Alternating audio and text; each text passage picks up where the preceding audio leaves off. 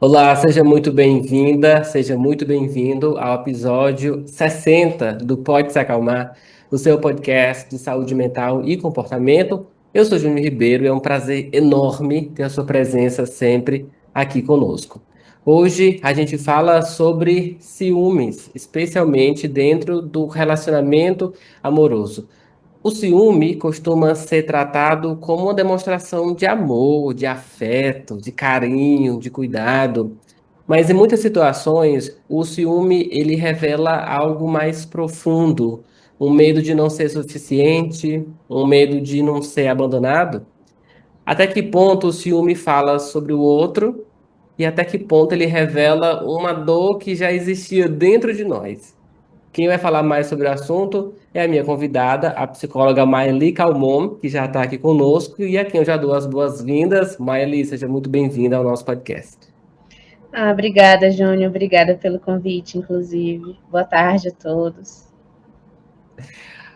Você encontra a Maeli nas redes sociais, tá? No Instagram dela, o IG dela é Decoloniza Psicologia. Não busca por Maeli, tá? O IG dela é diferente, é Decoloniza Psicologia. Você encontra ela nas redes sociais. Hoje a nossa conexão é direto com Salvador, Bahia, de onde a Maeli fala conosco ao vivo nesse momento. A Maeli é psicóloga clínica, especialista em avaliação psicológica e atenção à saúde, formada pela UFRB, Universidade Federal do Recôncavo da Bahia, certo, Maeli? Isso, exatamente. É também multiartista, se debruça nos estudos das violências sociais e suas interseções e no impacto na formação da identidade e realiza atendimento online para você que está conectado de qualquer parte do planeta. Com internet, a Maeli vai estar lá junto com você, tá? Vamos começar nosso papo sobre ciúme. Maeli, a gente sempre vê e a gente é ensinado desde muito pequeno que o ciúme é uma demonstração de carinho, de afeto. É como se a gente quisesse dizer: Nossa, eu gosto tanto de você, não queria te perder, não queria que, sabe? Não queria que você fosse. Então a gente tem essa relação com o ciúme. Mas eu queria começar nosso papo por aqui, pelo começo. O ciúme é uma demonstração de amor? Uhum. Olha, para responder essa questão, a gente precisa olhar um pouquinho para os aspectos históricos da construção do que a gente tem por amor. Tem uma psicanalista, que o nome dela é Regina Navarro Lins, e ela escreveu um livro, O Livro do Amor. E esse livro, ela faz um resgate histórico sobre como a sociedade vai construindo a sua ideia sobre relacionamento e como ela vai mudando ao longo do tempo. Lá na Idade Antiga, na Idade Média, mais ou menos, não, um pouco antes disso, né? Na Grécia Antiga, por exemplo, não se obrigava os casais heterossexuais a casarem. Não tinha essa obrigação. A ideia do sexo era para apenas procriação, né, entre esses pares. E, no entanto, os homens mantinham vínculos afetivos sexuais com outros homens, o que hoje a gente, boa parte da sociedade, condena, porque tem uma visão cristã sobre essa perspectiva que foi se infiltrando ao longo dos séculos na nossa sociedade. Então, assim, a Regina Navarro vai dizer justamente isso, né? A construção do amor é social. Então, à medida que a gente vai mudando a nossa perspectiva coletiva em prol da vida mesmo, da forma como a gente vê as coisas, a partir das mudanças sociais, isso vai mudar de perspectiva. Então, quando começa a ideia do capitalismo e da propriedade privada, por exemplo, aí é que surge essa ideia da mulher ser leal ao homem para garantir que os seus herdeiros, que os filhos desse relacionamento, seja de fato desse homem, para que essa propriedade privada passe dele para os seus filhos, né, para os seus descendentes. Então, passa aí a ter uma ideia normativa social da mulher que fica em casa, que cuida dos filhos, da mulher que tem que ter um comportamento tal para corresponder a essa expectativa. Então, os ciúmes, eu não diria que é uma prova de amor, eu diria que é uma construção social a partir do que a gente entende sobre o amor, sabe? Então, se a gente tem uma perspectiva do amor como posse, como propriedade, então ele nunca vai ser prova de amor. Ele vai ser sempre uma demonstração dessa posse. É isso que eu ia te perguntar. Então, hoje, nossa, assim, adorei esse contexto histórico. Isso explica muita coisa do que a gente vive hoje e também explica que a gente vive hoje reflexo do que aconteceu no passado, isso é bem óbvio de dizer, né? Mas que em muitas situações pode parecer inapropriado, pode parecer ali como uma falta de um encaixe, mas explica muita coisa, né? Então, hoje você diria que o amor o relacionamento amoroso, essa construção do estar num relacionamento, dentro de um namoro, dentro de um casamento, ela flerta muito com a posse, sabe? Não. Quando você é minha, sabe? Quando eu caso e eu tenho uma minha esposa, sabe? O meu. Até porque. Até pela terminologia, eu sempre achei muito estranho, por exemplo, só abrindo um parênteses, mas ele falar, por exemplo, vocês são a partir de agora marido e mulher. A mulher fala meu marido, o homem fala minha mulher, sabe? Isso além de um título vai muito do que ela é, que é uma mulher, sabe? Então, você acha que hoje, né, no século XXI, a gente tem o amor dentro do relacionamento amoroso flertando com a posse? Sim, com certeza. Inclusive, muitas pessoas, né, pautam, tem por exemplo, a psicóloga Geni, né, que ela fala sobre a não monogamia, pautando justamente sobre a monogamia servindo como essa afirmação da propriedade. Porque o fato de existir essa posse, né, de meu marido, minha mulher, não garante a lealdade, a fidelidade dos pares. Então, não é incomum, por exemplo, que os homens traiam as mulheres. E, inclusive, isso já foi legalizado enquanto lei como um crime de honra que poderia ser punível com a morte. Se uma mulher traísse um homem, ela poderia ser morta por ele e ele teria essa defesa baseada na legislação. Graças ao humanismo, a gente tem um homem como centro, né? Então, a defesa da Uhum. Geni é justamente sobre como essa monogamia ela está falida e acaba colocando as mulheres nesse lugar de submissão, ou seja, de você ser parte, né, dessa figura, mas não necessariamente a reciprocidade é verdadeira. Então, a gente vê Sim. como socialmente a gente está enfrentando aí altos índices de feminicídio, grande parte deles por ciúmes. E isso não pode ser naturalizado. Uhum. Você acha, Maeli, que a gente está perto de uma ruptura da monogamia? Você acha que isso é completamente impossível? Ou levaria centenas de anos? Nossa, a Regina, né, a Navarro Lins, ela já falava nisso nesse livro, né, sobre essa crise, eu diria. Eu acho que a tendência da agora é a gente perceber o relacionamento a partir de uma lógica mais realista. Ele tende a ser muito mais vantajoso para os homens do que para as mulheres, porque a gente tem uma Uhum. desigualdade de gênero poderosa. E à medida que as mulheres vão conquistando mais espaços, tanto priorizando sua carreira, como priorizando até a sua própria saúde mental, de não se submeter mais a determinadas situações onerosas a si, a sua própria vida, suas escolhas, né, a não abrir mão mais de ser um sujeito autônomo e independente, eu acho que elas vão colocar cada vez mais em xeque essa ideia. Será que realmente vale a pena entrar em um relacionamento? Cada vez mais eu tenho atendido mulheres com esse questionamento, né? Porque não somente a questão da fidelidade foi colocada em xeque, em prova, mas a própria segurança física das mulheres.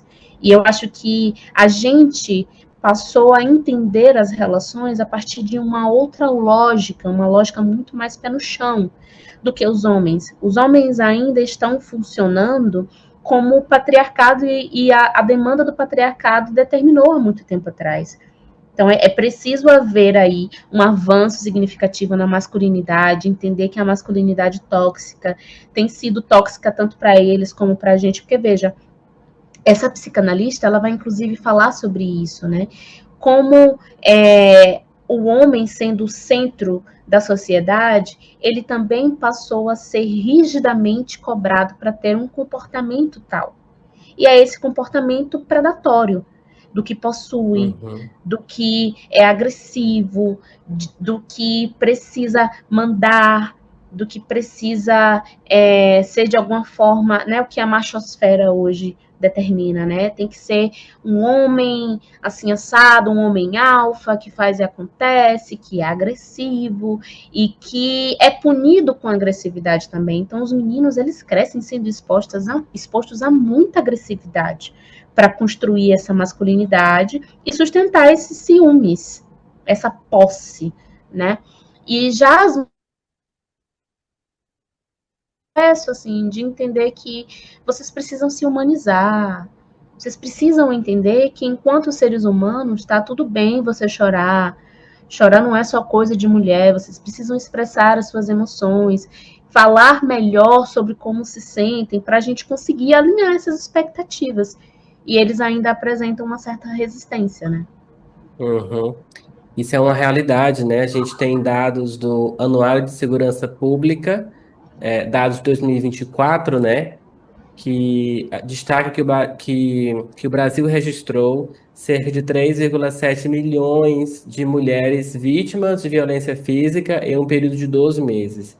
E a gente consegue perceber, na realidade, que eu acho que é mais gritante do que os dados, é quando a gente consegue perceber que está muito mais presente no noticiário, é quando a gente consegue perceber que aquela coisa está muito mais corriqueira.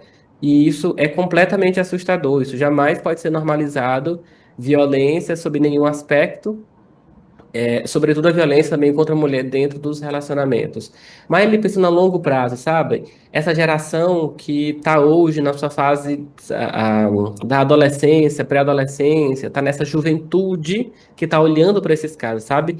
Essa geração que está vendo os casos nos jornais, que está vendo os casos aumentarem. Você acha que essa realidade vai desestimular, que essa nova geração acredite no casamento, que essa nova geração queira se relacionar dessa forma? Oficializada, formal, sabendo desse tipo de relacionamento que a gente vê as pessoas hoje, que é o casamento, juntas, casadas, sabe? Dividindo a Uhum. vida. Ah, eu acho com certeza. Já se fala hoje amplamente sobre celibato feminino, né?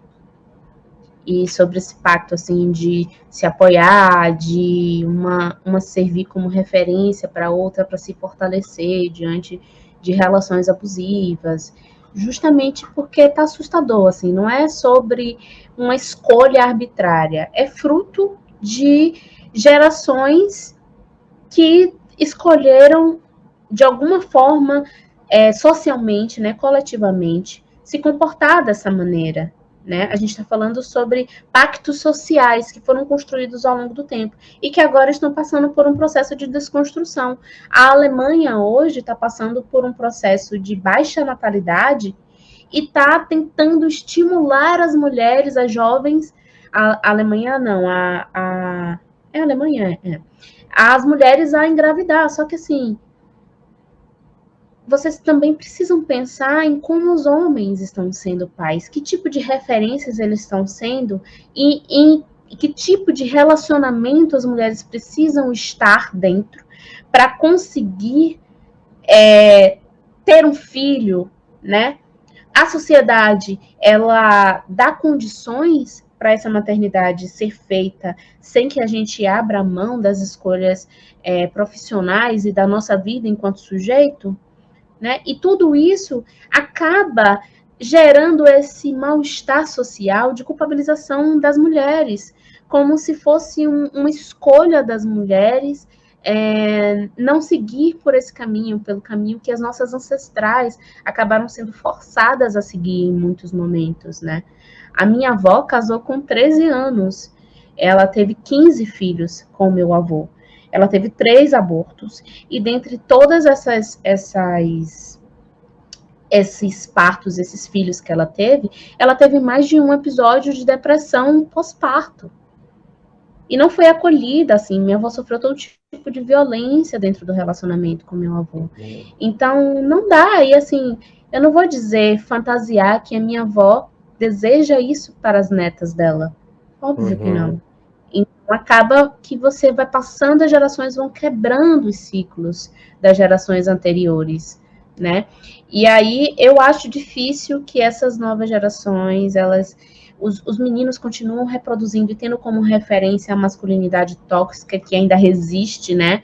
A gente está vendo aí o ator, o Cesare, acho que é Cesare o nome dele, que está promovendo um curso para homens sobre como reforçar a masculinidade, enfim, ao invés de se discutir, gente, a gente precisa se humanizar, porque durante muito tempo nos associaram a algo que não é humano, que não sente, que não tem emoções, que precisa o tempo todo prover sem nenhum tipo de apoio emocional, físico e financeiro, e todas essas cobranças arruinam a nossa humanidade. A gente vê como entre os homens as taxas de suicídio são muito mais alarmantes do que entre as mulheres, porque são dores silenciadas.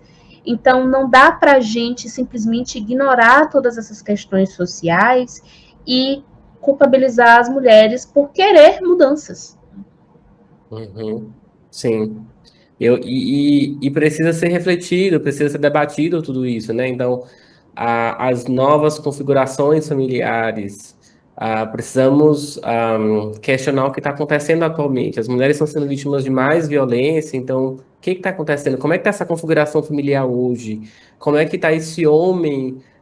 Como que foi formado esse homem que está hoje casado dentro de casa? Que referências esse homem está tendo? Que referências essa mulher está tendo? Como é que está a vida, saúde mental desse homem, dessa mulher? Eu acho que só assim, né, Maíli, a gente vai conseguir ter alguma ideia, ter alguma pista de onde que a gente se perdeu. Embora a gente saiba, né, já de maneira bem clara, mas a gente precisa se questionar, porque vai que tem outra coisa no percurso que, nossa, estou surpreso, era nesse ponto, não era nesse, né? Mas você já deu pistas muito boas, né, em relação a isso. Eu queria agora que a gente falasse, Maile, dentro dos relacionamentos a partir da configuração que a gente tem hoje, né? Mediante todas as influências históricas, etc. Hoje a gente tem diversos casais, dentro de namoro, dentro de casamento também. Quando a gente fala de ciúme, Maile, a gente, em muitas situações, a gente está falando mais da gente mesmo do que do outro. Concorda? Então, Uhum, sim. assim não está necessariamente no comportamento do outro, embora quem sente ciúme culpe, né? Mas vamos falar de um lado depois do outro. Então, primeiro, quando eu sinto ciúmes, quando uma pessoa sente ciúmes, ela sente ciúmes por quê? É o medo de uma rejeição, é medo de abandono, de ser trocado. Quais as causas que você consegue levantar para uma pessoa, para quando esse sentimento começa a surgir? Uhum. É, boa parte do que motiva a gente, né, a gente enquanto ser humano, sentir esse medo de perder o outro por conta da rejeição, de fato. Então, se cada vez que a pessoa ela tem um repertório ligado à rejeição, ou seja, tem situação de rejeição familiar, né? Porque o núcleo familiar é a nossa primeira referência de relação, seja ela qual for. E aí, mais adiante, ela passa por situações de rejeições sociais. Então, daí a gente precisa, inclusive, fazer o recorte de gênero e raça. Não dá para falar sobre essas coisas sem falar sobre a interseccionalidade, que envolve Uhum, também não somente gênero e raça, né, mas a sexualidade e a própria condição humana. Né? Pessoas com deficiência também sofrem uhum, diversas violências decorrentes dessa normatividade social do que é esperado e do que é desejado. E daí, quando a gente fala sobre essas intersecções, né, que, para deixar claro para quem está ouvindo para a gente, a interseccionalidade são as avenidas identitárias que vão atravessar o nosso caminhado pelo mundo. Então, se eu sou uma mulher negra, então eu tenho um recorte de gênero, um recorte de raça. Se eu sou uma mulher negra e lésbica, eu tenho um recorte de gênero, um recorte de raça, um recorte da sexualidade. E todos esses atravessamentos vão me bombardear o tempo inteiro com violências e microagressões nas relações. E aí podem ser relações afetivas, relações sexuais, relações de trabalho, relações com amizades. E tudo isso vai moldando a minha percepção sobre mim mesma. Então, quanto mais intersecções a pessoa possui no seu repertório, menos segurança ela tem sobre si mesma. Então, assim, se estamos falando, por exemplo, de uma sociedade que é estruturalmente normativa e padronizadora, a gente está falando de mais indivíduos que têm inúmeras inseguranças. Existem mulheres que estão dentro do padrão normativo, né? Então, são mulheres brancas, são mulheres bem-sucedidas, independentes, mas que não possuem um determinado padrão de corpo. Aí elas Já fazem. entra. Aí Já entra a elas minha próxima fazem. pergunta. Pode fazer, já pode fazer, que já devanei Não, na demais. verdade, porque na verdade que eu queria te fazer essa pergunta. Eu queria fazer esse recorte de gênero e esse recorte de raça. Então, assim, Maeli, dentro de um relacionamento heterossexual, a mulher branca tem uma experiência diferente com ciúme do que a mulher preta. Em quê? Bom, era isso, né? As mulheres brancas, elas possuem dentro dessa normativa social, né? Quando a Regina Navarro ela vai falar sobre relacionamento, ela está falando sobre a norma, sobre mulheres brancas. Então, elas são mais, como é que eu falo? Elas são associadas à fragilidade, né? À beleza, ao que é fino, ao que é sofisticado. Então, elas tendem a receber muito mais atenção do ponto de vista amoroso. Então, elas entram em relacionamentos duradouros com muito mais frequência do que mulheres negras. Então, elas lidam com a rejeição a partir de outros lugares que também têm relação com a interseccionalidade. Então, se eu estou falando de uma mulher branca, gorda ou fora do padrão por alguma razão, ela vai estar sempre correndo atrás de estar nesse padrão de beleza para estar sempre recebendo esse afeto. Então, o fato de ser uma mulher branca não quer dizer que ela não tenha inseguranças. Quer dizer que ela tenha inseguranças de um outro lugar social. Já uma mulher negra, ela é rejeitada socialmente pelo racismo e pelo gênero, né? Então, são vistas como mulheres fortes, né? São desumanizadas a partir da lógica social. A gente está falando de um país que tem pouquíssimo tempo que deixou para trás a escravidão. E as mulheres negras nessa época, elas eram vistas tais como os homens, né? Não existia isso de estar menstruada, de estar no puerpério, de estar grávida. Ela ia trabalhar tanto quanto os homens. E isso moldou socialmente a nossa menção de mulher negra a partir dessa lógica. Se ela não é associada à fragilidade, então ela é desumanizada. Logo, se ela é desumanizada, ela não pode servir para relacionamentos. Então, se ela não pode servir para relacionamentos, ela tende a construir um outro repertório de rejeição. É sempre a amante, é sempre a mulher com quem os homens transam, mas não assumem. Então, isso gera um outro tipo de insegurança.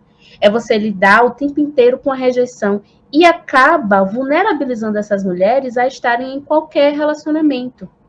Veja, não tem muito tempo, a Lívia Santana Vaz, que é uma promotora de justiça daqui da Bahia, muito famosa, que ela fala sobre o antirracismo dentro da justiça, ela contou um episódio onde ela estava se preparando, se alongando para correr na orla de Salvador com uma amiga, e ela foi importunada sexualmente.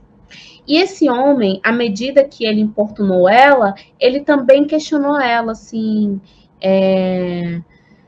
mas você é uma mulher negra, você não vai aceitar um elogio meu? Então, o que está implícito na fala dele, né? É que o mínimo que você recebe de atenção, você tem que dar graças a Deus, porque você não tem beleza para receber mais do que isso, para receber respeito, para receber afeto, né? Então, isso deixa as mulheres negras vulneráveis a relações tóxicas de muita violência, de extrema violência. Então, tem gente que costuma dizer assim, mas ela tá dentro de um relacionamento porque apanha, porque gosta de apanhar. Não, às vezes ela acredita piamente que ela não vai conseguir nada melhor para a vida dela. E isso está aliado à interseccionalidade. Porque mulheres negras estão muito mais expostas à solidão da mulher negra do que mulheres brancas. Assim como mulheres gordas, se elas forem negras, também estão ainda mais expostas à solidão. E isso torna os corpos vulneráveis. Agora veja, Júlio, tudo isso tem um fator principal que, de fato, se a gente olhar com cuidado, a gente encontra um inimigo em comum, que é o capitalismo. Porque quanto mais vulnerabilidade você cria do sujeito com a sua própria autoimagem, mais ele consome. Ele consome rede social, ele consome estilo de vida, ele quer Sim. fazer plastia, ele quer fazer plástica, ele quer mudar a própria forma de ser e existir no mundo, e alguém vai enriquecer com isso. A rede social é a mãe das comparações, né? Exatamente, a mãe das comparações. E, Justamente porque funciona como essa vitrine, né, do que é perfeito. uhum. Ter essa consciência, Meli, nossa, a sua abordagem ela tá muito ampla, muito completa, assim, eu tô adorando de verdade esse nosso papo. E ter essa percepção, Miley, especialmente a mulher preta que tem essa percepção, além de trazer transparência, também é muito doloroso, sabe? Porque às vezes você está dentro de um relacionamento, você está vivendo aquela situação, como você colocou, do aceitar menos, sabe? Do autoestima jamais prejudicada, né? Então é muito doloroso também perceber que o contexto histórico, que o contexto social, econômico nos traz até aqui, né? Então ele vai moldar as relações e as possibilidades de relações que essa mulher preta vai ter dentro dos relacionamentos. Como que você trabalha a autoestima dessa mulher que em muitos momentos vai precisar lutar contra muita coisa, contra a percepção, que é algo dificílimo, né? Então, quando você é uma mulher preta, solteira, e você tem a intenção de casar, não tem nada de errado nisso. Né? Se você é heterossexual, se você não é, não tem nada de errado você querer casar, você querer ter uma família, sua casa, etc. Seja lá qual for suas vontades. Como que você trabalha, então, a autoestima dessa mulher quando parece que ela tem muita coisa para lutar contra? Uhum. Nossa, é um desafio, né? Quando eu comecei os meus atendimentos na clínica, né? Eu já saí da universidade produzindo um TCC que falava sobre a decolonialidade como uma perspectiva, como um instrumento dentro da psicologia. E o que é essa decolonialidade? É uma perspectiva teórica, filosófica, de vida, de como a gente precisa mudar a maneira como a gente enxerga as coisas, que ela está sempre atrelada a essa colonização, essa subserviência, essa escravidão que a gente possui com as normas, sabe? Do que é preconizado enquanto norma. Então, quando eu comecei a fazer esse movimento dentro da clínica, foi que eu fui aprendendo com a prática que eu precisava criar junto com esses sujeitos estratégias de fortalecimento. Uma vez uma paciente minha virou para mim e falou assim: pronto, Maeli, eu já sei nomear a violência, eu já sei que eu estou sofrendo racismo, mas o que eu faço com isso? Uhum. E quando ela me fez esse questionamento, eu falei: nossa, é verdade, eu preciso mergulhar um pouco mais nessas autoras negras que falam sobre como a violência nos afeta e como lidar com elas. E aí é que eu chamo desse giro decolonial, que é criar estratégias de fortalecimento que envolve você colocar um espelho na sua própria percepção assim de si. Muito do que a colonização fez com a gente foi de encarar o outro como o padrão a ser perseguido. Então, eu preciso ser branco, eu preciso ser bonito como essa pessoa. Mas e se você passa a olhar com criticidade tanto para essa corrida, como para esse espelho distorcido que colocaram na sua frente. É exatamente dessa forma que eu trabalho dentro da... Óbvio que cada um é cada um, cada pessoa chega de uma maneira, né? Mas a ideia é justamente mudar essa percepção, essa autopercepção. E isso eu não consegui sozinha, assim. Eu vim de uma herança de movimento estudantil dentro da Universidade Federal, que foi o que garantiu, inclusive, que eu tivesse uma permanência qualificada dentro da universidade. Porque ao olhar para a psicologia embranquecida como ela é, né, sabemos, Sim. eu não me via dentro daquela profissão, eu achava que eu não ia ser capaz. Então foi importante para mim que eu estivesse em coletivos, coletivos esses com outras mulheres negras, para que a gente mudasse a nossa autopercepção coletiva e individual juntas e aprendesse a se fortalecer. É por isso que é tão interessante para o capitalismo e para as empresas privadas, não somente pelo lucro, não somente pelo ponto de vista do lucro, né, que as pessoas permaneçam sem tempo para viver. Uma escala de trabalho onde você trabalhe muito. Porque Mas se é, elas têm mas é tempo... possível lutar, mas é possível lutar contra isso, Maria? Assim, que estratégias na prática essas mulheres, por exemplo, pretas podem ter, assim? Porque parece tudo muito sufocante. Assim, qual que Isso, é a luz? Onde que tá? Ainda que seja um passo pequeno, assim, beleza. Eu tenho essa consciência, que acho que é o primeiro nível de você tentar trabalhar alguma questão é a consciência, né? Beleza, mas o que uhum. que eu faço com essa consciência? Eu vou só sofrer e só me lamentar? O que que eu posso fazer para conseguir viver minha vida, para conseguir ter o relacionamento que eu quero, já que esse é o nosso tema? Que tipo de práticas assim você orienta? Você questiona, você provoca? Pronto. Quer um exemplo prático? Por exemplo, Uhum, quando a gente olha as redes sociais, vamos ao Instagram, né?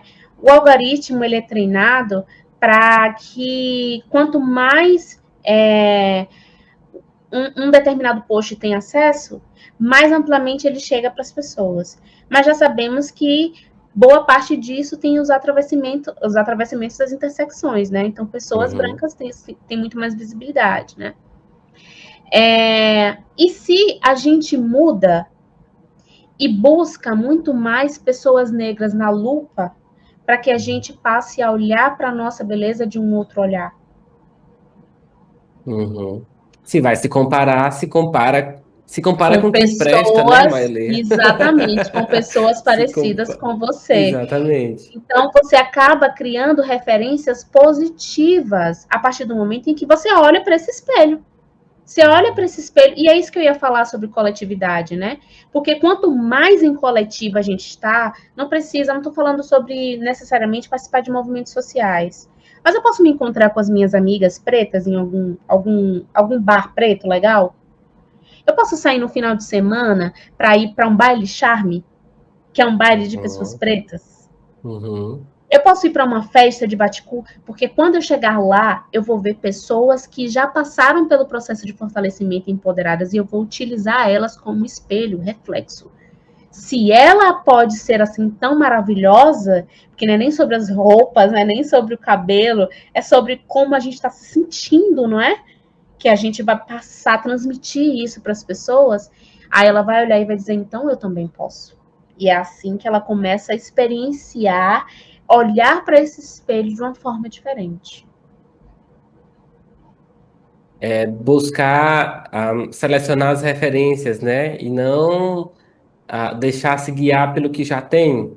Vamos colocar assim, a E gente já tem os padrões de beleza, as referências autenticadas, sei lá, mais famosas. Geralmente é mais embranquecido, é mais elitizado, é mais é, se, a, heteronormativo. se a gente for olhar, por exemplo, como as novelas, né, mudaram seus personagens principais, tem muito disso, porque a gente passou a consumir nos streamings e escolher pessoas mais parecidas com a gente, ver com mais frequência pessoas mais parecidas. Uhum, Porque a mídia funcionava dessa forma: quanto mais pessoas brancas associadas à beleza você vê, mais você acredita que elas são um padrão de beleza. Sim. Então, é uma questão cognitiva, fisiológica, né? A gente acredita no que repetem para a gente o tempo inteiro. Então, se está ali o tempo inteiro aparecendo para você enquanto referência, você passa a acreditar que aquela é a única e possível referência. Sim. Então, mudar essa referência e partir para outros espaços onde essas referências estão, esse é o ponto de partida. Eu queria te provocar agora por um outro olhar. Eu te perguntei, dentro do recorte de gênero e raça, em um relacionamento heterossexual, qual que é a diferença, né, da experiência com ciúme que a mulher branca tem e a mulher preta tem? Queria te provocar agora com o outro lado. Queria te perguntar agora como que é a experiência com o ciúme do homem branco e do homem preto. Sim, os homens, embora sejam atravessados pela masculinidade, né, a raça os colocam em um lugar muito distinto. Os homens pretos, eles são naturalmente hipersexualizados. Existe uma mentalidade social de que homem preto é bom de cama, de que homem preto, né, enfim, tem uma mala grande, né, tem várias expressões racistas estereotipadas ligadas à hipersexualização do homem preto. Então, ele passa a ser desumanizado a partir de uma outra lógica que também gera insegurança do próprio ponto de vista, assim, será que eu não preciso estar o tempo inteiro tendo que atender a essa expectativa social para ser visto como uma pessoa passível de ser amada? Então, essa construção dos ciúmes dele não envolve só a posse, pela própria masculinidade do ponto de vista patriarcal, né? Que é minha mulher, a minha esposa, porque você é uma mulher, então você tem que ser posse de alguém, no caso você é minha posse. Mas também envolve essa desumanização, o que faz também com que ele esteja o tempo inteiro gastando seu tempo, sua energia, seu dinheiro em estar sempre atrás de outras mulheres. Sabe, é muito comum, por exemplo, ver homens negros com muitos filhos, solteiros atrás, buscando outros relacionamentos e múltiplos relacionamentos, porque parece que esse lugar de saciedade sexual precisa ser sempre suprido por ele. Já Ou os precisa homens ser sempre brancos, provado, né? Sempre isso, provando uma virilidade. isso, exatamente. Já os homens brancos, não é à toa, eles são os bem mais sucedidos economicamente, porque eles constroem essa família nuclear. Mesmo que eles traiam, eles constroem essa família nuclear com Você muito mais acha que eles frequência. traem? Você acha, Miley? Sério? Não. Esse é um dado novo para nossa pesquisa. Muito, trai muito. Mas eles estão nesse lugar que acaba sendo socialmente apoiado para que eles possuam a partir de uma outra lógica. Eu tenho dinheiro, eu tenho condições de prover a minha posse. Então, é um ciúmes muito mais ligado à posse, muito menos ligado à insegurança. Mas, por outro lado, tem uma discussão que eu queria fazer esse adendo contigo, sobre a masculinidade tóxica, dela estar ligada à projeção de insegurança. Então, os homens, pela própria construção social que eles são formados, eles precisam estar sempre tendo o ego amaciado. Sim. Sempre cercado de mulheres, sempre cercado de atenção. E todas as vezes que uma mulher volta a sua atenção para si mesma, ela se torna ameaça para a segurança dele. Então, para garantir essa segurança, essa volta dessa pessoa para as suas atenções para essa figura máscula, ele precisa provocar nela ciúmes, ou ele precisa demonstrar ciúmes de alguma forma, tá ali o tempo inteiro trazendo a atenção dessa mulher para si. Então, não é incomum, por exemplo, a gente ver relacionamentos heteronormativos onde os homens proíbem as mulheres de terem amigas, de estarem com familiares, né? Que tem ciúmes até mesmo dos filhos. Não é incomum. É Eu ia justamente. te perguntar isso, Maeli, se você acha que isso já virou um enredo. A gente tem dentro desse repertório social. As famílias se formam, e aqui eu vou trazer o recorte heterossexual apenas para a gente conseguir debater sobre algo mais específico, por exemplo, né, para a gente trazer essa análise. Então, por exemplo, dentro desse repertório heterossexual, a gente tem as famílias que se formam, o homem e a mulher se casam, entram dentro desse relacionamento. E aí fica aquela coisa do homem trai, a mulher muitas vezes finge não saber, ou às vezes ela até sabe, e aí vai aceitando, aquela relação vai seguindo, tem os filhos, e o ciúme, que é o tema da nossa conversa, ele entra mais como um enredo, Miley, e a mulher vai assumindo esse papel da louca, da reclamona, da pessoa que enche o saco. É por isso que vem muitos apelidos, repertórios de a federal, a patroa, a que manda, porque fica criando aquela ideia do personagem da mulher no relacionamento que fica a vigilante, a controladora, a que sabe de tudo e que precisa ficar puxando o homem que quer ser livre, que quer se libertar, que quer viver a vida, que quer. Você acha que isso virou um enredo, Maeli? Que as Ah, pessoas com certeza. naturalmente, vou colocar assim, sabe? Naturalmente vão seguindo e tudo vai se repetindo, ainda que não seja agradável para essas pessoas? Com certeza, porque eu não vou lembrar o nome dessa autora, né, que faz essa pesquisa sobre masculinidade, mas ela vai dizer exatamente isso.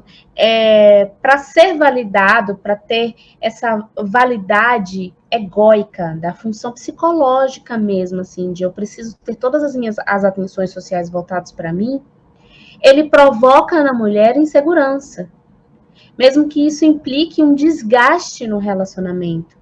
Então a ideia vou sair com as minhas amigas hoje. Ah, beleza, pode sair, você é uma mulher livre.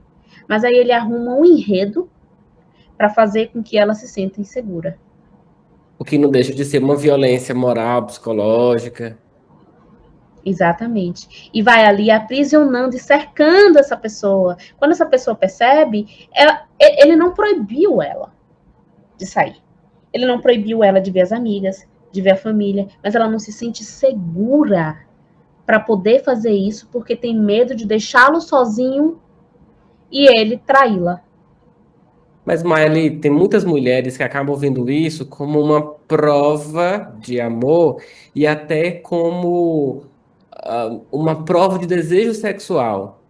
Do tipo, ele tá me privando porque ele me quer só pra ele, logo ele me deseja. Só que isso é uma red flag, é uma bandeira vermelha, né? Muito, muito mesmo, porque quando você vai ver, você vai olhar a fundo, na verdade essa pessoa só é narcisista. Ela só quer que todas as suas atenções, a sua vida se volte para ele. E quando ele não tiver mais isso, será que ele vai continuar entregando o afeto que você acha que está recebendo? É um questionamento que eu acho que as mulheres precisam se fazer, assim.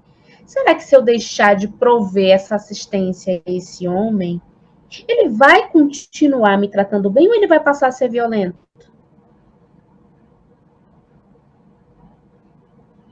Sim. Porque é daí que a gente não percebe quando as violências acontecem, né? Tem muita mulher que está em relacionamento tóxico e fala assim: não, coragem de me matar ele não tem, porque ele me ama muito. Esse ponto positivo tem, né? E às vezes nem tem cuidado, pelo amor de Deus. Olha os dados de violência doméstica aí, sabe? Crescendo. Exatamente, é uma pessoa narcisista que não vai dar conta de você terminar um relacionamento, de receber um fora seu. Uhum. E vai querer que você deixe de existir.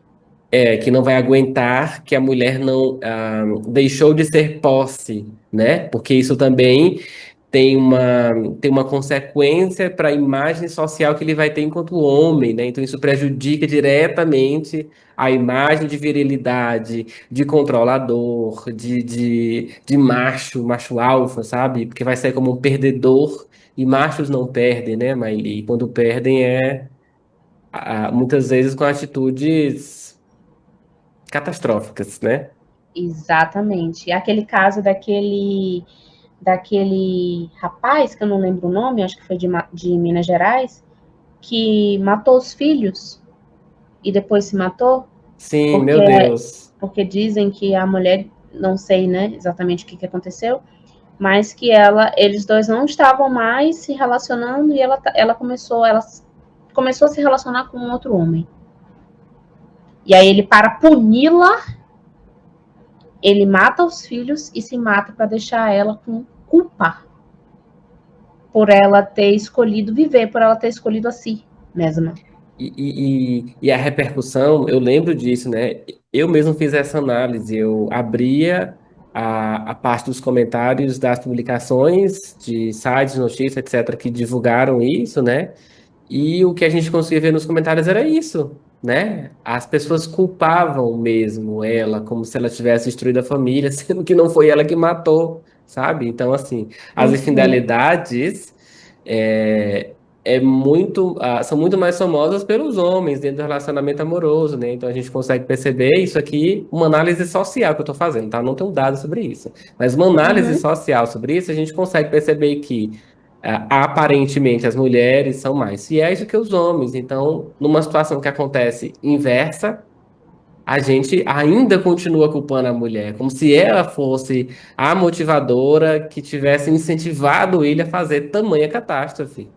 Exato. Nossa, eu vi um comentário de um homem que eu fiquei horrorizada, ele dizendo, ela, ela destruiu esse relacionamento, essa família. Eu assim, tipo, e assim, a gente nem sabe como é que era esse arranjo relacional. A gente não tava Uhum, nele, sim. né? Tantos relacionamentos estão aí em crises, várias pessoas estão juntas sem estar juntas. Ou mesmo que estivessem juntas, assim, tantas vezes os homens se relacionam com outras pessoas, traem suas esposas e nem por isso elas matam os próprios filhos e depois se matam para deixá-los sentindo culpado. Uhum. Quando a gente entra dentro de um relacionamento, Miley, obviamente, muitas coisas mudam, nossa rotina muda, nossa vida muda, né? E é natural que isso aconteça. E alguns aspectos de quem a gente é também muda, porque agora você deixa de viver uma vida solteira, passa a vida com relacionamento. Então, é natural que algumas coisas mudem no seu comportamento, na sua vida. Quando essa mudança ela é estimulada por conta de um ciúme, eu queria falar sobre isso com você. Quando eu tenho ciúme de uma pessoa, o indivíduo tem ciúmes de alguém, e esse ciúme começa a provocar, a incentivar uma certa mudança de comportamento. Você acha saudável que o comportamento de um indivíduo dentro do relacionamento comece a ser mudado por conta do ciúme do parceiro, da parceira? Não, eu não acho saudável. Na verdade, eu tenho um relacionamento e eu não sou a pessoa, a defensora de sentir nenhum tipo de sentimento negativo como ciúmes dentro de relacionamento.